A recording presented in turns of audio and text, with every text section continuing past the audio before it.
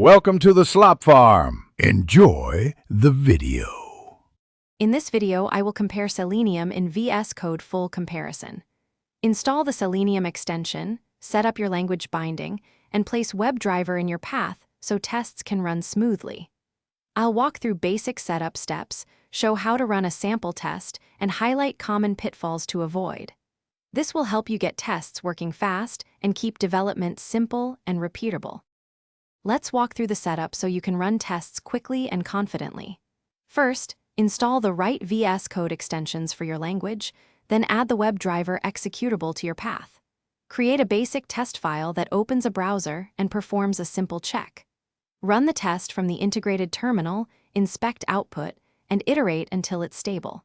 I'll share tips to debug common errors and keep your environment. Debugging Selenium in VS Code becomes manageable with a few habits that I recommend.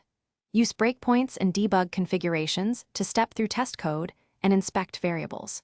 Read console logs and WebDriver error messages closely to find the root cause quickly. Keep your browser drivers and language bindings updated, and write isolated tests to reduce flakiness.